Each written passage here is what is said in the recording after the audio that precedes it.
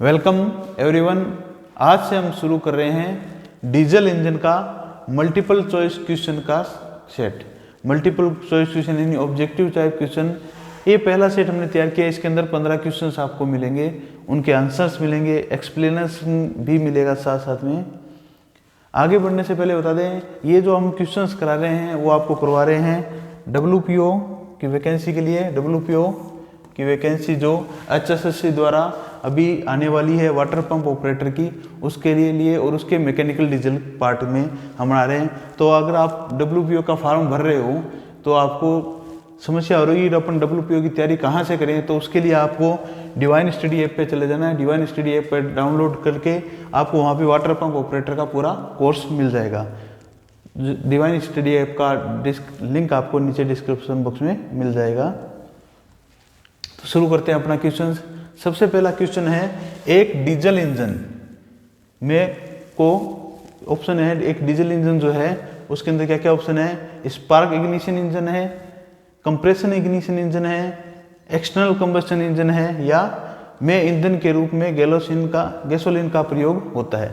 ये अपने को ऑप्शन दिए गए हैं। डीजल इंजन यानी डीजल इंजन का बारे में पूछा गया है। तो डीजल इंजन कौन सा इंजन होता है? डीजल इंजन वो इंजन होता है जिसके अंदर अपन क्या करते हैं, इंजन सिलेंडर के अंदर पहले हवा भेजते हैं और उसके बाद नोजल के द्वारा फ्यूल भेजते हैं। तो इसके अंदर जो बर्निंग होती है वो कैसे होती है, ये जो हवा है ये पिस्टन के दबाव से कंप्रेस होती है। तो इसका जो आंसर होगा वो कौन सा होगा?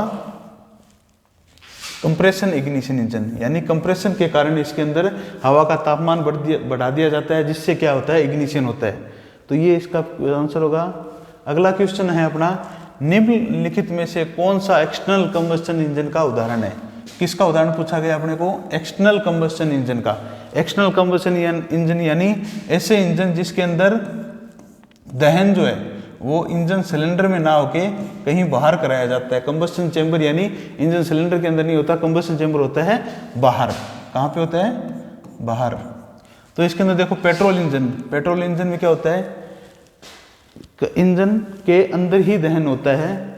डीजल इंजन के भी अंदर ही दहन होता है। एलपीजी इंजन भी पेट्रोल इंजन की तरह ही काम करता है, उसके अंदर भी इंजन के अंदर ही दहन होता है, सिलेंडर के अंदर। तो लास्ट में अपना बच गया steam locomotive engine. Steam locomotive engine यानी जिसमें भाप बना के दहन किया जाता है और भाप बनाई जाती है बॉयलर में, वो होता है बाहर। तो इसका आंसर होता है स्टीम लोकोमोटिव इंजन। आपको पुनः बता दें, अगर आपको इस प्रकार के क्वेश्चंस का पूरा सेट चाहिए तो आपको वो डिवाइन स्टडी ऐप पे पूरा कोर्स मटेरियल भी मिल जाएगा और साथ साथ में क्वेश्चंस भी, उसके भी ऑब्जेक्टिव टाइप क्वेश्चंस मिल जाएंगे। तीसरा क्वेश्चन है अपना, प्रयोग की जाने वाली इग्निशन पद्धति के आधार पर डीजल इंजन को खालिस्तान भी कहा जाता है। डीजल इंजन को क्या कहा जाता है? Compression ignition, self ignition, air ignition और एयरलेस इग्निशन।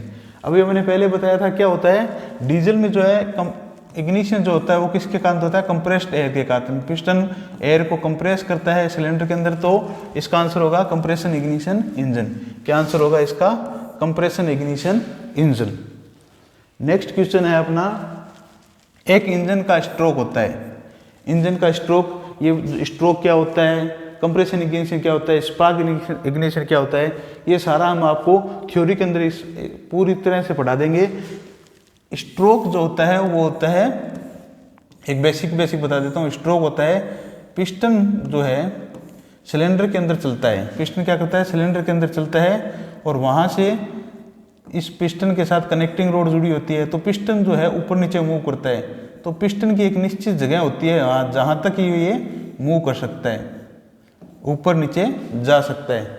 ऊपर वाले पॉइंट को अपन बोलते हैं TDC और नीचे वाले को बोलते हैं BDC, बॉटम डेड सेंटर। तो इन दोनों के बीच की दूरी जो है वो स्ट्रोक कहलाती है। तो ये देखते हैं ऑप्शन कौन सा है इसके अंदर। सिलेंडर का अंदरूनी भाग, TDC से BDC के बीच की दूरी, सिलेंडर का आयतन और कनेक्टिंग रोड की लंबाई। तो इसके अंदर ऑप्शन कौन सा होगा अपना?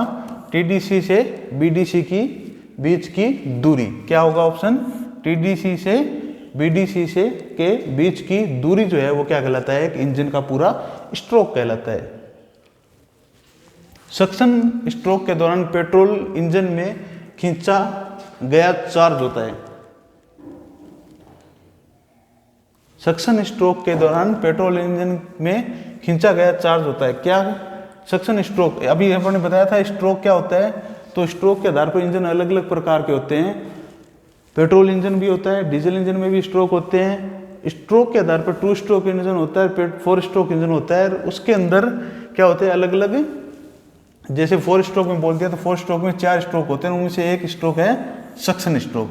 तो ये अपना क्वेश्चन पूछ रहा है कि सक्शन स्ट्रोक के दौरान पेट्रोल इंजन में क्या खींचा जाता है? केवल पेट्रोल, केवल हवा, हवा और पेट्रोल का मिश्रण और उपरोक्त में से कोई नहीं। तो इसका ऑप्शन जो उत्तर होगा वो होगा हवा और पेट्रोल का मिश्रण। हवा और पेट्रोल का मिश्रण जो है वो कौन तैयार कराता है? कार्बोरेटर।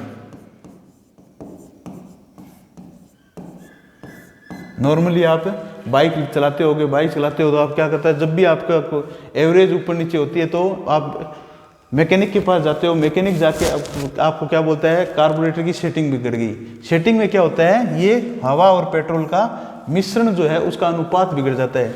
तो पेट्रोल इंजन के अंदर सक्शन स्ट्रोक के अंदर क्या जाता है, हवा और पेट्रोल का मिश्रण। लेकिन डीजल इंजन के अंदर सिर्फ और सिर्फ हवा जाती है। हमने पहले ही बताया था, क्योंकि डीजल इंजन में जो फ्यूल है वो क्या होता है, नोजल के द्वारा स्प्रे किया जाता है। अगला क्वेश्चन है, जब एक एक्सटर्नल कंबस्शन इंजन में ईंधन को जलाया जाता है तो उसमें स्टोर की हुई केमिकल ऊर्जा को बदला जाता है। जब एक इंटरनल कंबस्शन इंजन में, जब एक इंटरनल कंबस्शन इंजन में फ्यूल को जलाया जाता है, इंजन जो है वो क्या काम करता है, फ्यूल को जलाता है। फ्यूल को जला के उससे अपने को एनर्जी देता है। एनर्जी कैसे देता है, फ्यूल को जलाने से अपने को मिलती है, फ्यूल के अंदर होती है रासायनिक ऊर्जा। कौन सी होती है, रासायनिक ऊर्जा। फ्यूल, डीजल, पेट्रोल, एलपीजी कुछ भी हो, सब में कौन सी होती है, रासायनिक ऊर्जा होती है। इस रासायनिक ऊर्जा को जला के अपन क्या करते हैं, जब जलाएंगे तो क्या बनेगी, ताप ऊर्जा। क्योंकि जैसे आपने देखा होगा पेट्रोल को जलाते हैं तो आग लगती है, तो वैसे आग लगेगी तो क्या बनेगा, ताप ऊर्जा। तो क्या बोल रहा है इसके अंदर, जब एक इंटरनल कंबस्शन इंजन में ईंधन को जलाया जाता है तो उसमें स्टोर हुई केमिकल ऊर्जा, केमिकल ऊर्जा यानी रासायनिक ऊर्जा को किस में बदलते हैं अपन बोलते हैं उसको ताप ऊर्जा में। ताप ऊर्जा फिर जो है पिस्टन और क्रैंक के सहायता से, पिस्टन कनेक्टिंग रोड और क्रैंक की सहायता से मैकेनिकल ऊर्जा में बदलती है। वो उसके बाद बदलती है, लेकिन स्टार्ट में अपन क्या करते हैं, सिर्फ रासायनिक ऊर्जा को ताप ऊर्जा में बदल देते हैं। तो इसका ऑप्शन क्या हो गया, ताप ऊर्जा में। नेक्स्ट क्वेश्चन अपना, हीट इंजन बदलता है, हीट इंजन बदलता है। अब आपने बात की थी पिछले क्वेश्चन के अंदर, हीट इंजन में, हीट इंजन यानी जो भी हो, petrol engine, diesel engine, LPG, ये सारे इंजन क्या होते हैं, हीट इंजन। चाहे वो भाप का इंजन हो, चाहे अपना एरोप्लेन का इंजन हो, सभी क्या होते हैं, हीट इंजन ही होते हैं।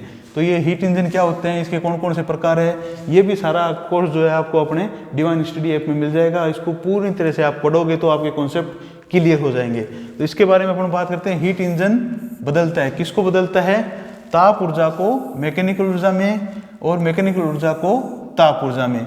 अब देखो, अभी आपने पहले बताया था क्या होता है, सबसे पहले फ्यूल होता है। फ्यूल को अपन क्या करते हैं, बर्न करते हैं, जलाते हैं, किसमें, इंजन सिलेंडर में, या इंजन सिलेंडर से बाहर कहाँ पे, कंबस्शन चैम्बर में। कंबस्शन चैम्बर में क्या होता है, फ्यूल को जलाते हैं तो क्या मिलता है अपने को, ताप ऊर्जा, ताप ऊर्जा। अब हीट इंजन क्या करता है, पिस्टन, मैंने बताया था आपको, पिस्टन, कनेक्टिंग रोड और क्रैंक की सहायता से, क्रैंक की सहायता से क्या करता है, इस ताप ऊर्जा को किस में बदल देता है, मैकेनिकल ऊर्जा में बदल देता है। तो इसका आंसर क्या होगा, ताप ऊर्जा को मैकेनिकल ऊर्जा में। किस में बदलते हैं अपन, ताप ऊर्जा को मैकेनिकल इंजन में, किसमें, हीट इंजन में। चाहे वो पिस्टन कनेक्टिंग रोड क्रैंक के शाफ्ट के थ्रू, शाफ्ट हो के थ्रू हो, या फिर अपना क्या हो, टरबाइन। टरबाइन भी एक प्रकार का इंजन होता है, टरबाइन इंजन। उसके अंदर piston connecting road crank shaft नहीं लगाता है, रोटर लगे होते हैं, लेकिन उसका भी काम क्या होता है, ताप ऊर्जा को मैकेनिकल ऊर्जा में बदलना। अब इसका आंसर आपने बता ही दिया, ताप ऊर्जा को मैकेनिकल ऊर्जा में बदलना। नेक्स्ट क्वेश्चन क्या है, एक 4 स्ट्रोक इंजन में एक पावर स्ट्रोक उत्पन्न करता है।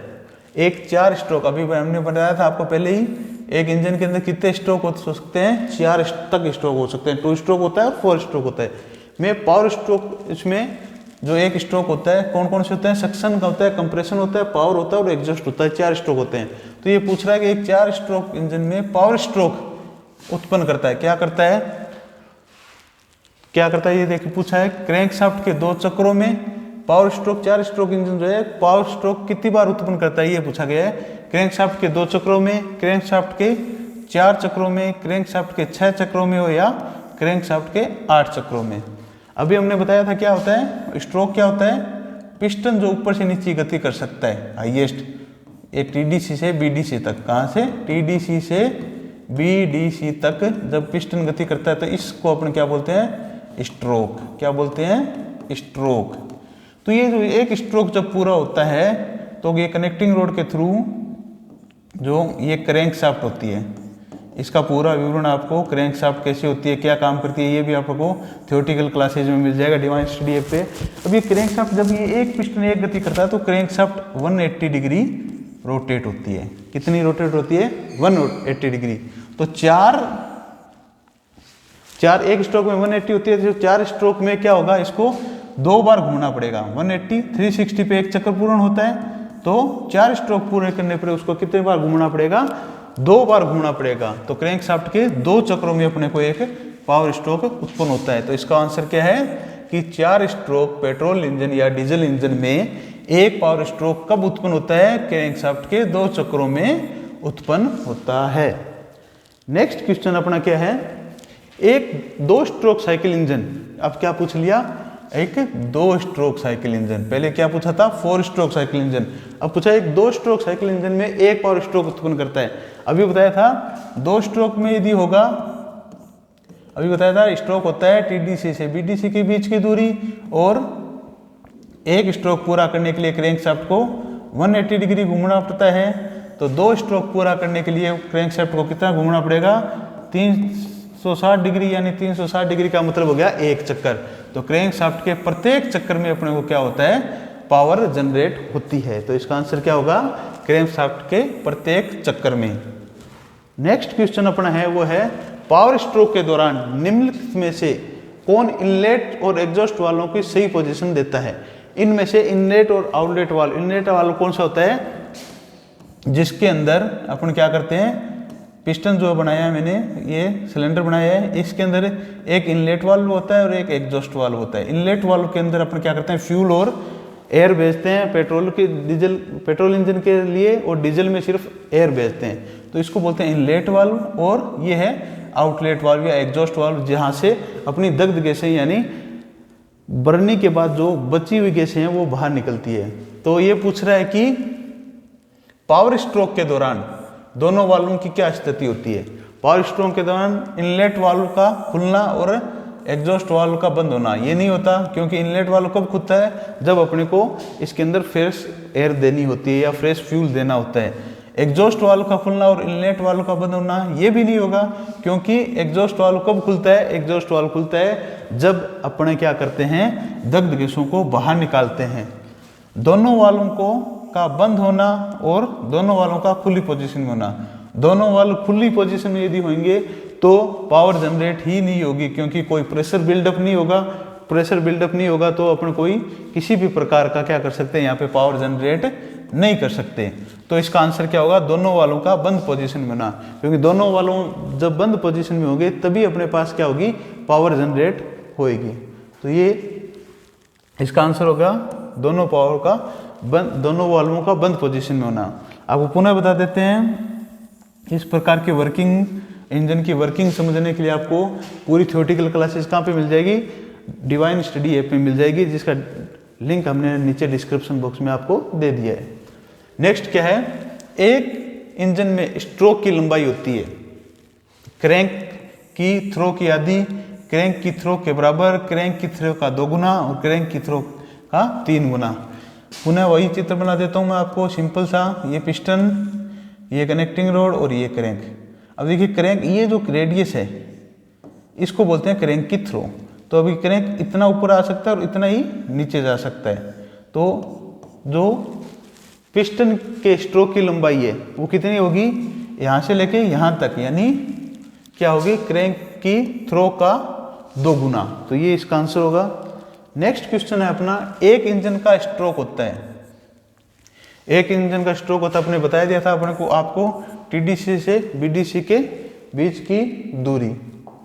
नेक्स्ट क्वेश्चन है, एक सिंगल सिलेंडर इंजन में जिसकी क्रैंक के प्रत्येक 2 चक्रों में एक पावर स्ट्रोक उत्पन्न होता है, जिसके क्रैंक के प्रत्येक 2 चक्रों में एक पावर स्ट्रोक होता है। वही क्वेश्चन है जिसे अपने थोड़ी देर पहले बताया था, उसको थोड़ा घुमा दिया गया। तो आपको एग्जाम में इस प्रकार घुमा घुमा के भी क्वेश्चन पूछे जा सकते हैं कि आपको आंसर में से क्वेश्चन बना दिया और क्वेश्चन में से भी वापस आंसर बना दिया। तो इस प्रकार से आपको क्वेश्चन घुमा सकते हैं। तो घुमाया हुआ है ये क्वेश्चन। पहले अपने को क्या पूछा था कि एक 4 स्ट्रोक इंजन जो है, एक 4 स्ट्रोक इंजन के अंदर एक पावर स्ट्रोक कब मिलता है। अब इसने बोल दिया, उल्टा बोल दिया, एक सिंगल सिलेंडर इंजन में जिसकी क्रैंक प्रत्येक 2 चक्रों में एक पावर स्ट्रोक उत्पन्न करती है। प्रत्येक 2 चक्कर यानी क्या होगा, ये क्रैंक, पिस्टन, ये कनेक्टिंग रोड और ये अपनी क्रैंक, ये क्रैंक एक बार घूमी और दूसरी बार घूमी, 2 बार घूमने पे एक पावर स्ट्रोक मिल रहा है। यानी क्या, एक बार 180 डिग्री यदि अपना पिस्टन चलता है, यानी 180 डिग्री क्रैंक चलता है, तो पिस्टन कितनी दूरी करता है, 1 स्ट्रोक की। तो ये 2 चक्कर में 2 स्ट्रोक और 2 चक्कर लगा दिया, यानी ये 2, एक चक्कर के अंदर 2 स्ट्रोक होते हैं, तो 2 चक्कर के अंदर अपने 2 × 2 कितने स्ट्रोक हो गए, 4। तो ये क्या है, 4 स्ट्रोक साइकिल इंजन है। तो इसका आंसर क्या होगा, 4 stroke cycle engine. Next question है, एक 4 स्ट्रोक साइकिल का निम्नलिखित में से कौन सा सही क्रम है।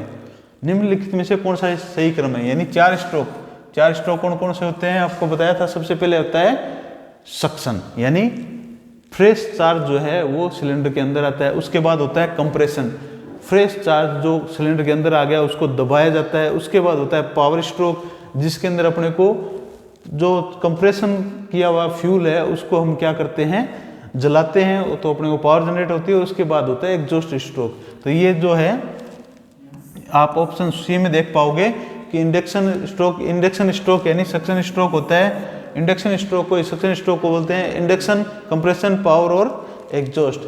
नेक्स्ट क्वेश्चन है अपना, 4 स्ट्रोक साइकिल का निम्नलिखित में से सही क्रम है। ये अच्छा, इसका आंसर आपने बता दिया था, इंडक्शन यानी सक्शन, कंप्रेशन, पावर और एग्जॉस्ट।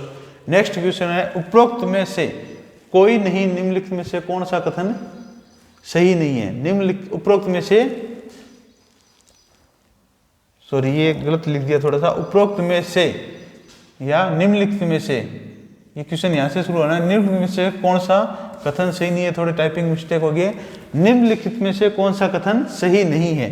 तो इसका क्वेश्चन है, आईसी इंजनों में तापमान और प्रेशर इसी इंजनों की अपेक्षा बहुत उच्च होता है। ये IC engine, internal combustion engine और एक्सटर्नल कंबस्शन इंजन की बात हो रही है। आईसी इंजन और ईसी इंजन, ये हम आपको आईसी इंजन क्या होता है, ईसी इंजन क्या होता है, ये सारा आपको कहाँ पे मिल जाएगा, डिवाइन स्टडी ऐप में आपको डाउनलोड कर लीजिए। वहाँ पे आपको पूरी थ्योरी समझा दी जाएगी। ये कथन एकदम सही है, ये गलत नहीं है, क्योंकि आईसी इंजन जो होते हैं उसके अंदर प्रेशर और तापमान हमेशा ही ज़्यादा होता है एक्सटर्नल कंबशन इंजन की तुलना में, क्योंकि एक्सटर्नल कंबशन इंजन में जो अपन बर्निंग करते हैं, फ्यूल की बर्निंग करते हैं, वो इंजन में ना होकर इंजन से बाहर होती है। इसी इंजनों की अपेक्षा आईसी इंजन भारी होते हैं। ये देखिए, एक ईसी एक्सटर्नल कंबशन इंजन, तो ये इसका आंसर तो यही होगा कि इसी इंजनों की अपेक्षा में आईसी इंजन भारी होते हैं। ये ऑप्शन सही नहीं है, इसको पहले देख लेते हैं। इसी इंजनों की अपेक्षा में आईसी इंजन सस्ते होते हैं और आईसी इंजनों में उच्च पावर घनत्व होता है। ये दोनों ऑप्शन भी क्या है, सही है। ऑप्शन क्या सही बात, कथन कौन सा नहीं कह रहा, ये नहीं कह रहा कि इसी इंजनों की अपेक्षा में आईसी इंजन भारी होते हैं, क्योंकि आईसी इंजन जो है वो इसी इंजनों की अपेक्षा में क्या होते हैं, हल्के होते हैं। क्यों होते हैं, अपने जो बाइक्स में लगे होते हैं, कार्स में लगे होते हैं, ये सब आईसी इंजन होते हैं। और इसी इंजन का सबसे बढ़िया उदाहरण है, पुराने टाइम में जो रेल गाड़ियाँ चलती थी, जो अपने स्टीम पावर प्लांट यानी थर्मल पावर प्लांट लगे होते हैं, उन सब में इसी इंजन होते थे। तो ये जो होते हैं भारे होते हैं हमेशा, जबकि आईसी इंजन क्या होते हैं, हल्के होते हैं। तो यहाँ पे उल्टा लिखा हुआ है, तो ये कथन क्या है, सही नहीं है। तो ये है इसका आंसर। तो ये हमने आपको 15 क्वेश्चन बताए हैं। इन सब की थ्योरी यदि आपको पढ़नी है तो आपको हमने बता दिया। कहाँ पे मिलेगी आपको, डिवाइन स्टडी ऐप पे मिल जाएगी। आप डिवाइन स्टडी ऐप डाउनलोड कीजिए, नीचे डिस्क्रिप्शन में लिंक दिया हुआ है, वहाँ पे WPO का पूरा कोर्स चल रहा है। उस कोर्स के अंदर आपको ये सारी मैकेनिकल डीजल की पूरी थ्योरी बहुत ही अच्छे तरीके से समझाई जाएगी। Thank you.